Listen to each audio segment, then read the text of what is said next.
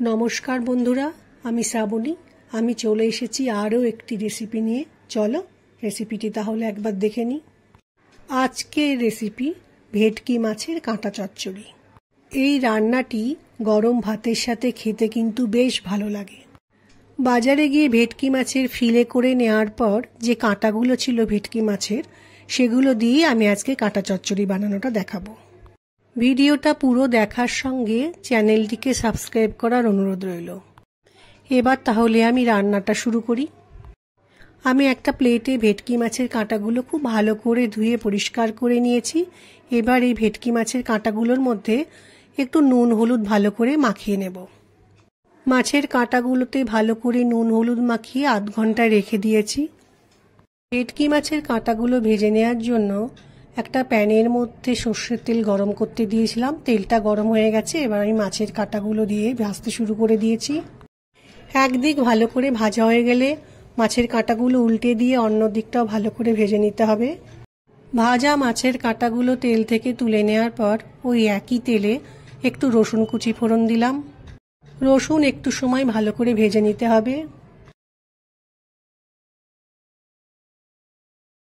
রসুনটা ভাজা হয়ে গেছে। আমি তেলের মধ্যে পেঁয়াজ কুচি দিয়েছি। পেঁয়াজটা একটু সময় ভালো করে ভেজে নেব।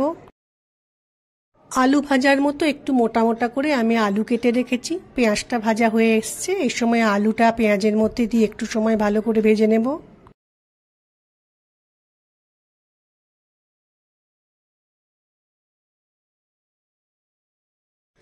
আলুটা একটু ভাজা হয়েছে।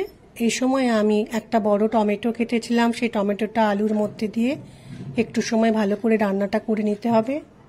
গ্যাসের ফ্লেমকে লো করে রেখে মিনিট দুয়েক রান্নাটা করে নেওয়ার পর আমি একটু লঙ্কা গুঁড়ো দিলাম, পরিমাণ মতো নুন দিলাম, পরিমাণ মতো হলুদ গুঁড়ো দিলাম, জিরে গুঁড়ো দিলাম, ভালো কালারের জন্য কাশ্মীরি মির্চ পাউডার দিলাম। এবার আমি মশলাগুলো রান্নাটার সাথে খুব ভালো করে মিশিয়ে নেব। এই রান্নাটায় আমি জল ব্যবহার করব না। রান্নাটা অবশ্যই লো ফ্লেমে করতে হবে।